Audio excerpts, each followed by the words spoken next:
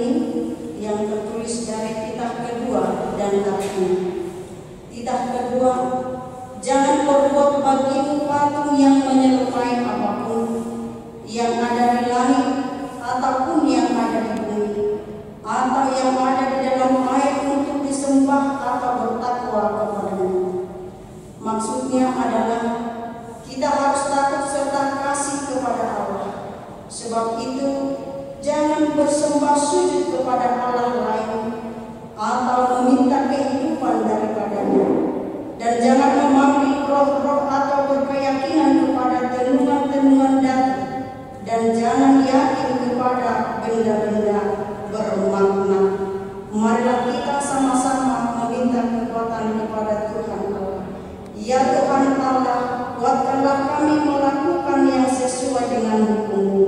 Amin. Kita bernyanyi.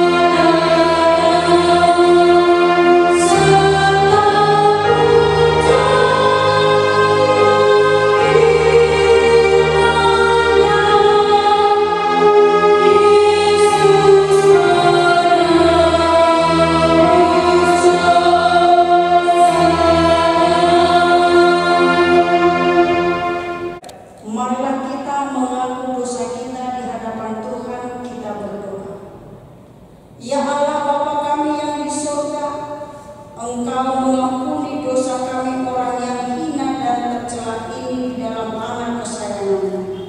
Kasihanilah kami orang yang berduka cita yang berdosa ini. Nyatakanlah di dalam hati dan jiwa kami ini akan keampunan segala dosa dan kesalahan kami itu. Karuniakanlah Roh Kudus bagi kami untuk memberi kekuatan, keteguhan, dan ketetapan hati, supaya iman kami tidak tergoyahkan. Bimbing dan ajarlah kami ya Tuhan, agar kami benar-benar datang bersungguh-sungguh menyerahkan diri, hati, dan jiwa kami kepada-Mu saja, sebagai korban yang hidup dan yang kudus, oleh sebab anak-Mu Yesus Kristus Tuhan kami. Amin.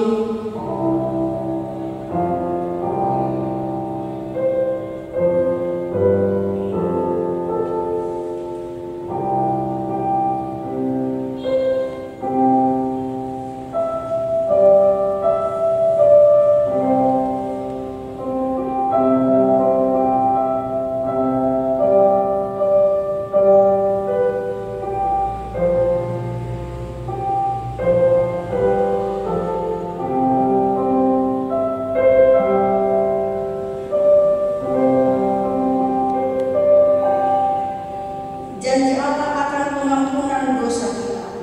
Siapakah yang akan menggugat orang-orang pilihan Allah? Allah yang membenarkan mereka. Siapakah yang akan menghukum mereka? Kristus Yesus yang telah mati, bahkan lebih lagi, yang telah bangkit, yang juga duduk di sebelah kanan Allah, yang malah menjadi pembela bagi kita. Kemuliaan bagi Allah di tempat yang maha tinggi. Amin. Kita bernyanyi.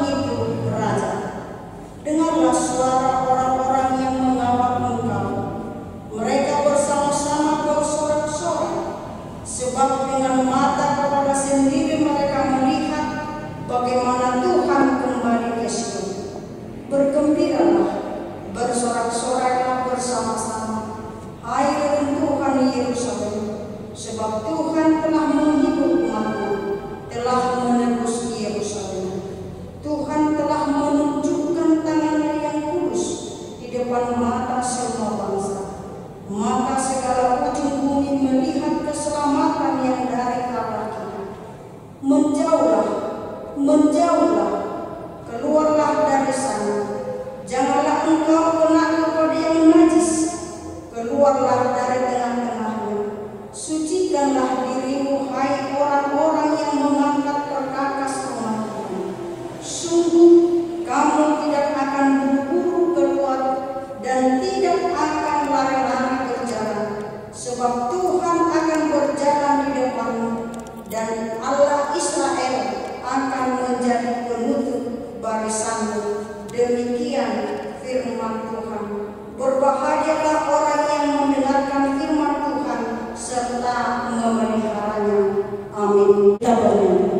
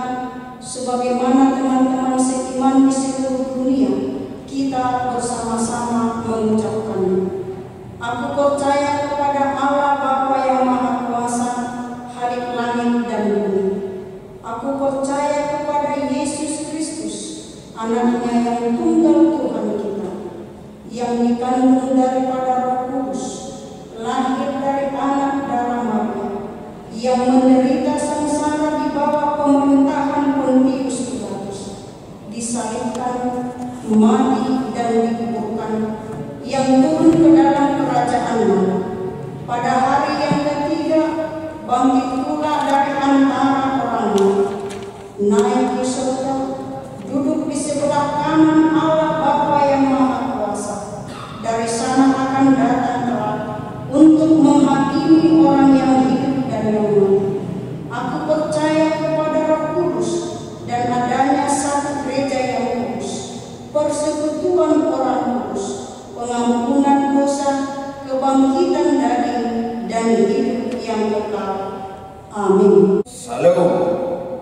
Konfirmasi Jemaat AKBP Bukit Tinggi Minggu tanggal 5 April 2020. Pertama, nama minggu kita hari ini adalah Minggu Palmarom, artinya palma atau mare-mare.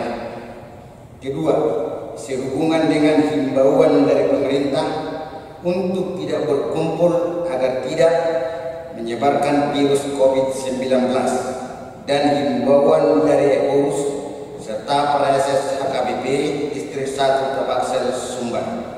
Maka 1. Kebaktian ibadah Jumat Agung atau peringatan kematian Yesus Kristus tanggal 10 April 2020 dan perayaan Paskah atau kebangkitan Tuhan Yesus Kristus pada hari Minggu tanggal 12 April 2020 dilaksanakan di rumah kita masing-masing bersama-sama dengan keluarga.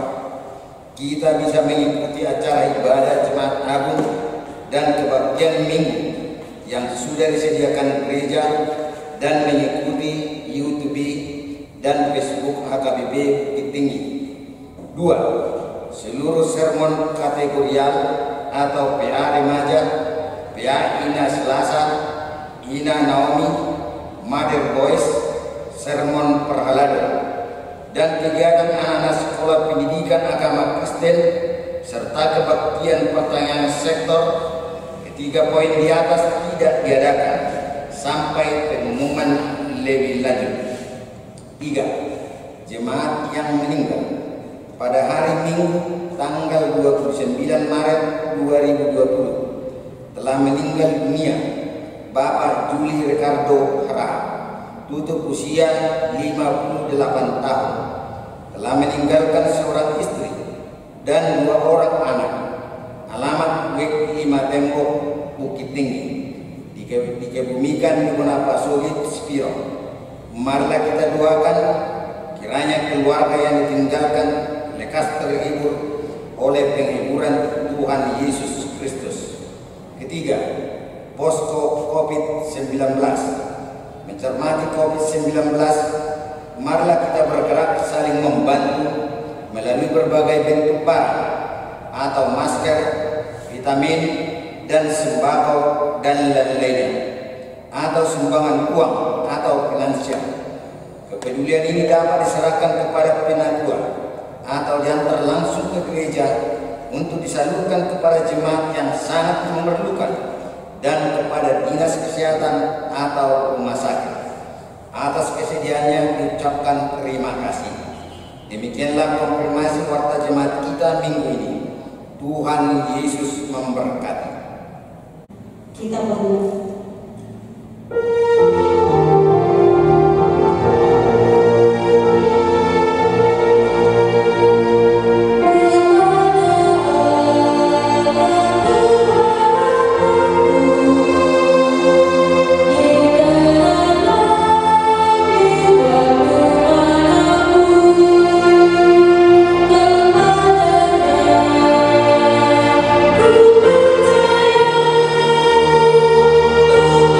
Yesus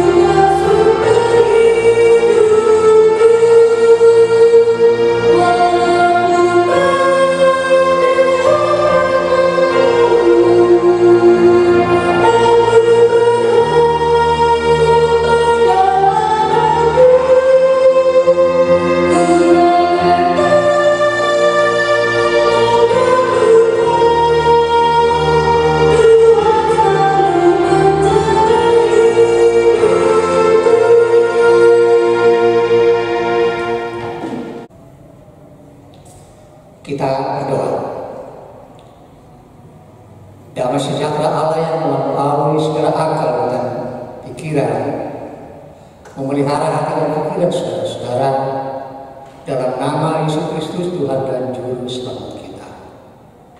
Amin. Bapak Ibu saudara, Shalom, selamat hari Minggu. Mari kita sambut firman Tuhan untuk Minggu Palmarum hari ini yang tertulis dalam Injil Yohanes pasal 12 dimulai dari ayat 12 hingga ayat ke-19. Demikian firman Tuhan. Yesus diadukan di Yerusalem. Keesokan harinya ketika orang banyak yang datang merayakan pesta mendengar bahwa Yesus sedang di tengah jalan menuju Yerusalem, mereka mengambil daun-daun palen dan pergi menyongsong dia sambil berseru-seru, Hosana, diberkatilah dia yang datang dalam nama Tuhan, Raja Israel. Yesus menemukan seekor keledai muda, lalu dia naik ke atasnya seperti ada tertulis, jangan takut hai putri Sion, lihatlah rajamu datang, duduk di atas seekor keledai. Mula-mula murid-murid Yesus tidak mengerti akan hal itu, tetapi sesudah Yesus dimuliakan, teringatlah mereka bahwa nas itu mengenai dia dan bahwa mereka telah melakukannya juga untuk dia. Orang banyak yang bersama-sama dengan dia ketika ia memanggil Lazarus keluar dari kubur dan membangkitkannya dari antara orang mati, memberi kesaksian tentang dia. Sebab itu orang banyak itu pergi menyongsong dia, karena mereka mendengar bahwa ia yang membuat mukjizat itu. Maka kata orang Farisi seorang kepada yang lain, kamu lihat sendiri bahwa kamu sama sekali tidak berhasil. Lihatlah seluruh dunia datang mengikuti dia.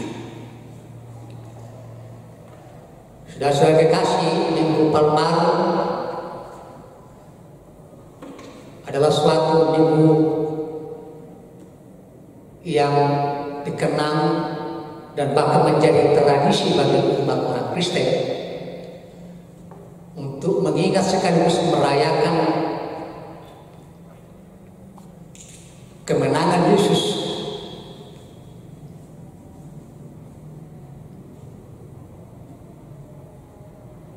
dan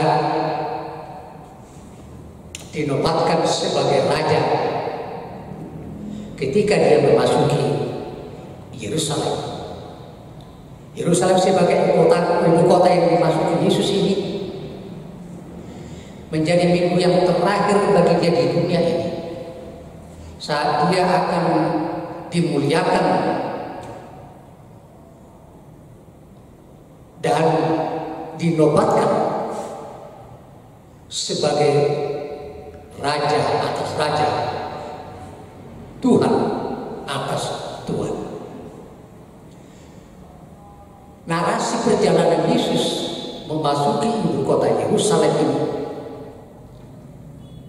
semua penulis Injil mencatatnya dengan versi yang berbeda-beda untuk melengkapi pemahaman kita melihat segala sesuatu apa saja yang terjadi pada waktu itu dalam perjalanan dia memasuki Yerusalem tersebut.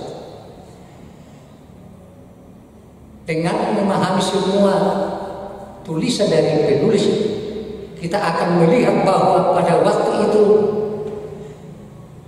narasi perjalanan Yesus memasuki ibu kota adalah sesuatu berita yang sangat sensasional, yang sangat menghebohkan dan ditunggu-tunggu oleh semua orang yang sudah berada di ibu kota tentang Yesus yang spektakuler. Kita mulai dari tulisan daripada Injil Yohanes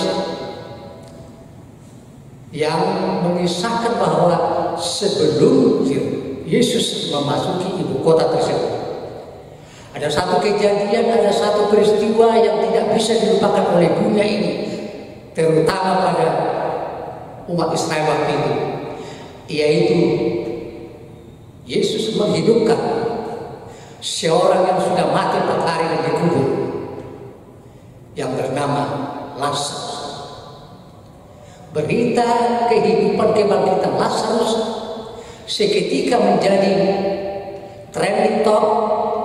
Bahkan boleh kita katakan, kalau kita bandingkan dengan hebohnya pemberitaan COVID-19 di 2020 ini, hampir tidak ada apa-apanya dibanding dengan peristiwa ajaib hidupnya orang mati bernama Lazarus oleh kuasa ajaib Yesus.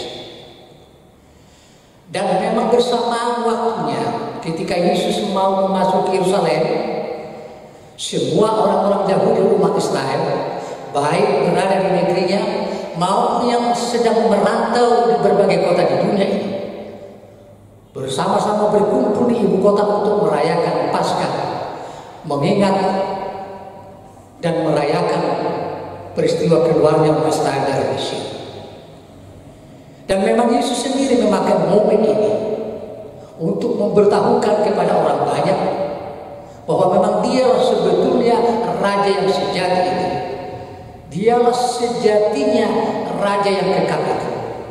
Karena itu ia mau memproklamasikan di tengah-tengah kerumunan yang luar biasa itu, supaya semua orang melihat dan percaya bahwa Yesus itulah yang harus disambut sebagai raja untuk kehidupan semua orang yang percaya.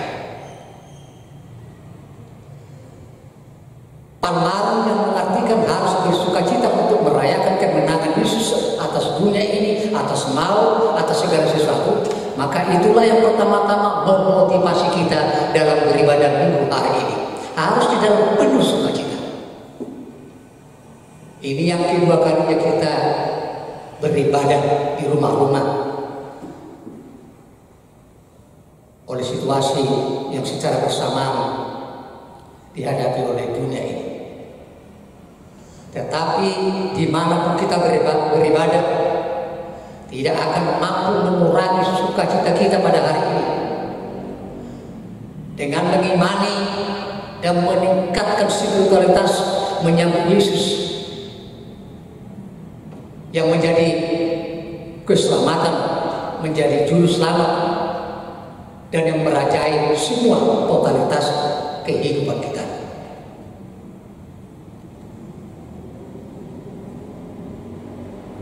Hadirnya Yesus di tengah-tengah orang banyak seketika menciptakan suatu euforia dan suara-suara yang luar biasa nyanyinya, bahkan arakan-arakan itu secara serentak dan spontan untuk mengemuliakan Yesus dengan berkata, Hosana, diberkatilah dia yang datang di dalam nama Tuhan. Kalau kita terjemahkan dengan bahasa sekarang, hidup. Ada suatu antusiasme yang baru bagi mereka untuk menyatakan hidup itu. Ibarat orang Indonesia dulu ketika terbebas dari penjajahan, mereka berkata merdeka. Semua orang mengharapkan dan mencita-citakan kebebasan di dalam hidupnya. Kebebasan untuk menjalankan segala sesuatu yang dia yakini. Kebebasan untuk berekspresi dengan apa saja yang diimani melalui firman Tuhan. Tetapi kebebasan sejati itu sebetulnya harus berada di dalam Kristus. Bukan faktor kebetulan, tetapi memang sengaja Yesus ketika memasuki ibu kota itu tidak seperti bayangan dunia ini. Ia harus tampil dengan gaya yang perkasa, dengan stylish yang menghebohkan, duduk di atas kuda sebagai simbol kekuatan perang pada zaman itu. Tetapi Yesus menggenapi apa yang pernah dinubuatkan oleh para nabi. Dia datang di atas keledai sebagai suatu lambang, simbol yang harus dipedomani orang percaya bahwa keledai itu adalah simbol daripada damai. Yesus mau menyelamatkan dunia ini, membebaskan kita, memberikan kepada kita segala sesuatu di dalam damai sejahtera. Hal inilah yang tidak bisa diterima oleh orang-orang Israel pada waktu itu. Ketika mereka sudah berteriak memuji memuliakan Dia, kemudian Yesus dilihat justru di atas keledai, bukan tampil seperti seseorang berkuasa yang menempaskan musuh-musuh. Maka jangan heran beberapa hari kemudian banyak orang yang berbalik imannya daripada Yesus. Mereka keliru karena mereka lupa dan tidak mengingat kembali apa yang pernah dikatakan oleh Alkitab, di mana Zakaria 9 ayat 9 dulu sudah menyatakan, bersorak-soraklah dengan nyaring hai putri Sion, bersorak-soraklah hai putri Yerusalem, lihat rajamu datang kepadamu, ia adil dan jaya, ia lemah lembut dan mengendarai seekor keledai beban yang mudah. Inilah sebetulnya yang digenapi oleh Yesus. Firman ini yang digenapi oleh Yesus ketika Dia mengendarai seekor keledai. Saudara kekasih dalam nama Tuhan kita Yesus Kristus,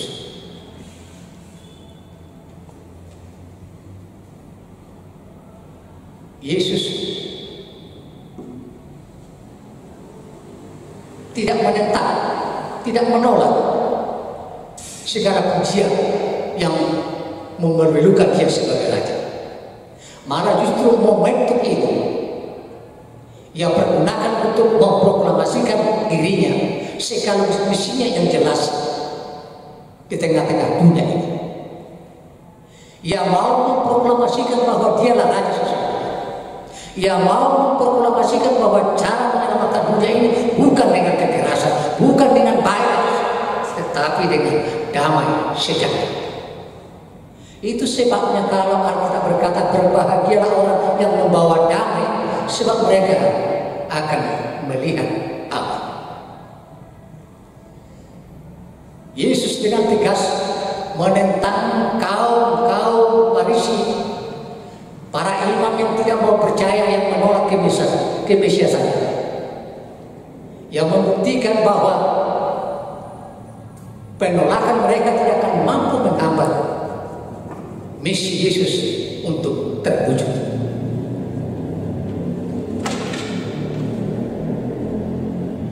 Menarik kalau kita mulai dengan beberapa hal untuk kita renungkan. Yesus berkata, jangan takut. Kita sering mendengar kalau ada berbagai penelitian yang menyatakan bahwa Alkitab bukan faktor kebetulan, mencatat ada sebanyak 365 perkataan jangan takut, don't be afraid.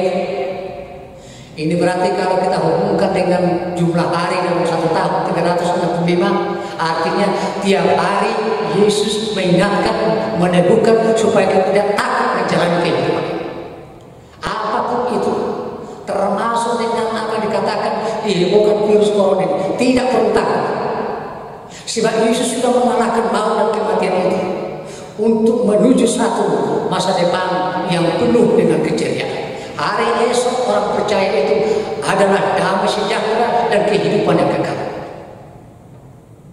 Bicara kalau soal mati, sebetulnya kita ini semua juga akan meninggalkan dunia ini suatu saat. Ini soal waktu itu.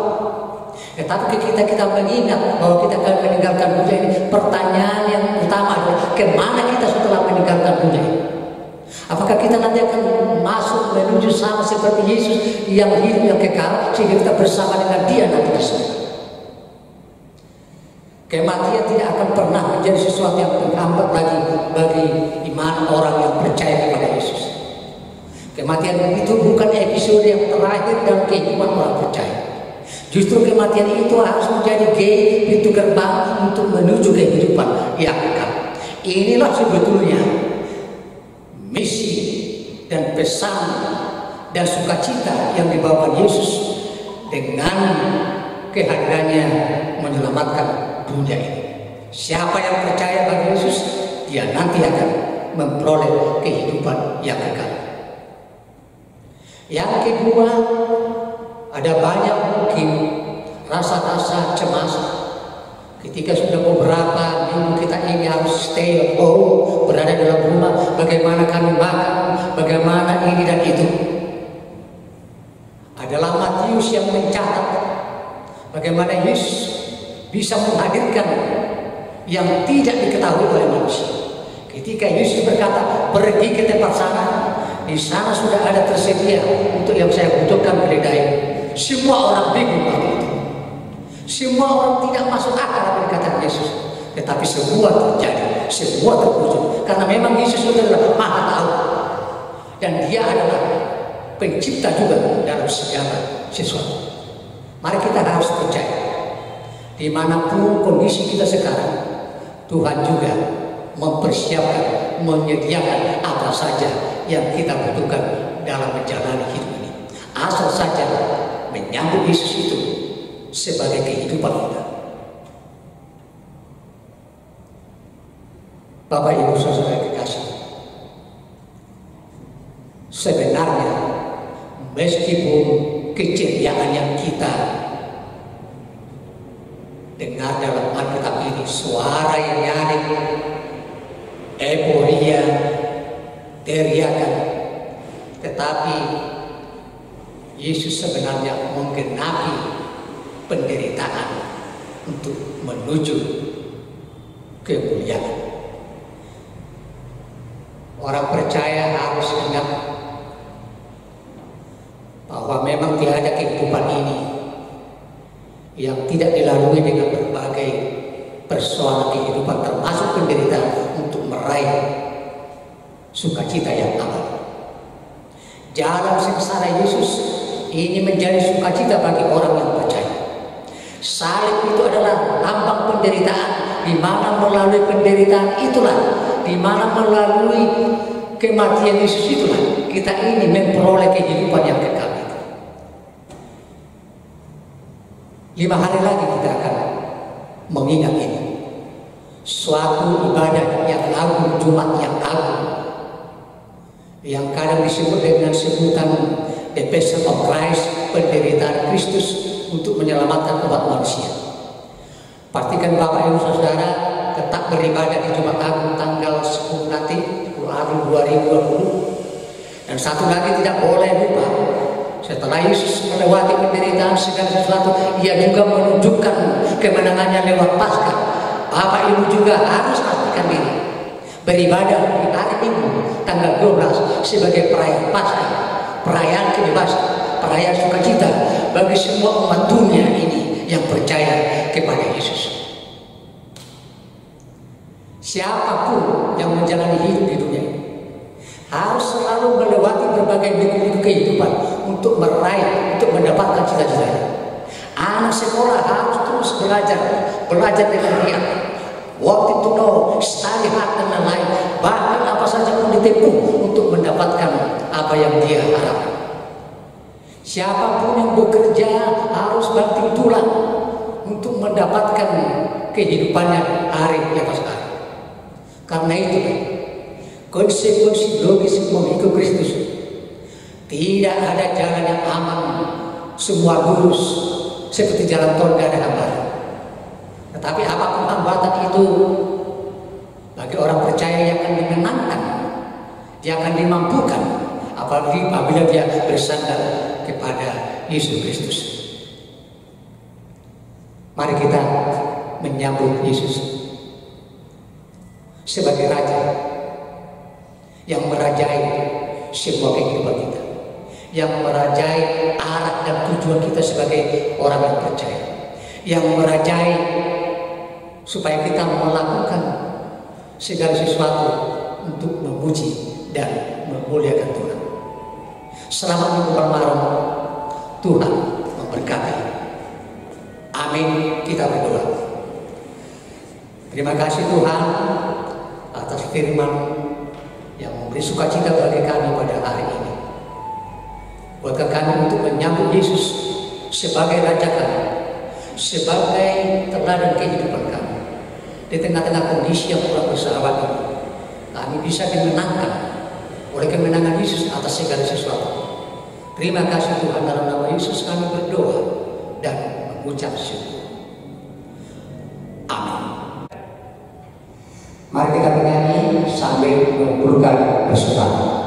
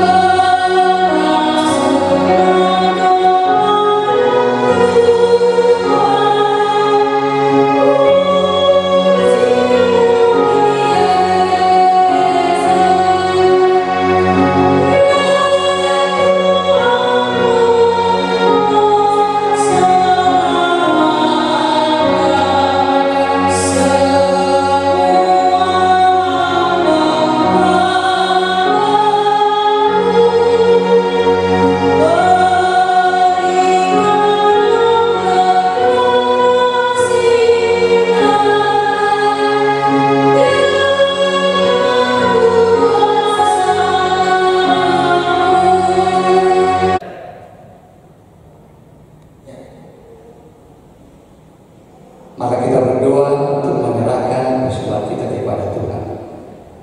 Ya Bapa kami yang di surga, kami mengaku bahwa Tuhan adalah sumber dari segala karunia yang melimpah dalam kehidupan kami masing-masing. Sebagai daripada karunia itu kami serahkan kembali sebagai persembahan kepada Tuhan. Terimalah berkat persembahan kami, agar dapat kami pergunakan untuk pekerjaan dan pelayanan kerajaan Tuhan di dunia ini.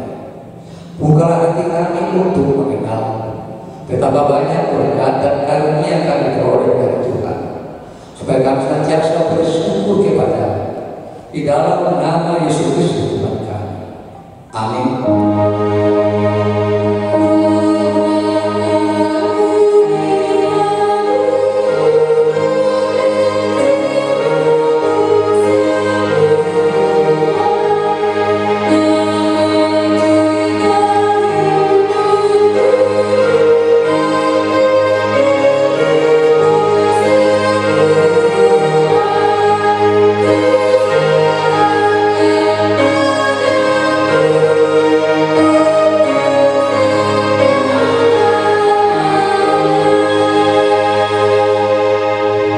Bapa kami yang di surga, dikuduskanlah namamu, datanglah kerajaan, jadilah kehendakmu di bumi seperti di surga. Berikanlah kami pada hari ini makanan kami yang secukupnya, dan ampunilah kami akan kesalahan kami, seperti kami juga telah mengampuni orang yang bersalah kepada kami. Dan janganlah membawa kami ke dalam pencobaan, tetapi lepaskanlah kami daripada yang jahat.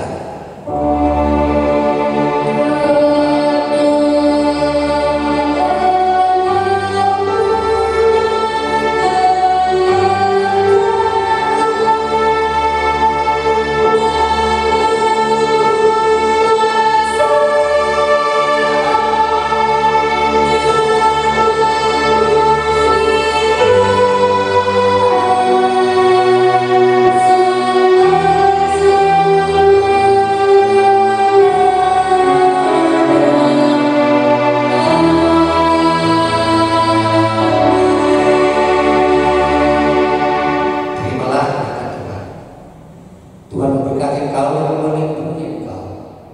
Tuhan menyinari engkau dengan wajah-Nya dan memberi engkau kasih karunia. Tuhan menghadapkan wajah-Nya kepadamu dan memberi engkau damai sejahtera.